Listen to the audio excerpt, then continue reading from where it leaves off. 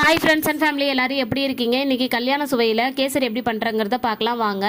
அதுக்கு அடுப்பை ஆன் பண்ணி ஒரு வானல் வச்சு 2 ஸ்பூன் நெய் விட்டுருக்கேன். நெய் விட்டதுக்கப்புறமா முந்திரி திராட்சை தேவையான அளவுக்கு எடுத்து வறுத்து வச்சுக்கலாம். இது நல்லா வறுத்து எடுத்து வச்சதுக்கப்புறமா அதே இதிலே எண்ணெய் கொஞ்சம் இருக்கும், நெய் அதிலே 1/4 கிலோ ரவாவை நல்லா போட்டு பொன்னிறமாக வறுத்து எடுத்துக்கலாம். இந்த மாதிரி நல்லா உதிரி உதிரியாக இருக்கணும்.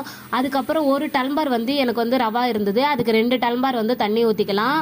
2 டம்ளர் தண்ணி நான் ஆல்ரெடி அளந்து வச்சுருக்கேன், அதை அப்படியே ஊற்றிக்கலாம். அதுக்கப்புறம் கொஞ்சோண்டு உப்பு போட்டுக்கோங்க, இனிப்பை தூக்கி கொடுக்கும். அதுக்கப்புறம் 1/4 கிலோ ரவாவுக்கு 1/4 கிலோ சர்க்கரை ஓகே அப்படியே போட்டுக்கோங்க. போட்டு நல்லா கிண்டினதுக்கப்புறமா கொஞ்சமாக ஃபுட் கலர், அதுக்கப்புறம் டால்டா தான் கல்யாண இதிலலாம் யூஸ் பண்ணுவாங்க. யாரும் நெய்யெல்லாம் அந்தளவுக்கு யூஸ் பண்ண மாட்டாங்க, நம்மளும் டால்டாவே போட்டுக்கலாம். நல்லா போட்டு கிண்டினதுக்கப்புறமா வறுத்து வச்சுருக்கிற முந்திரி திராட்சையும் போட்டு இறக்கிட்டா கல்யாண சுவையில் கேசரி ரெடி. நீங்களும் இதே மாதிரியே ட்ரை பண்ணி பார்த்துட்டு எப்படி இருந்ததுன்னு கமெண்டில் சொல்லுங்கள். Bye friends.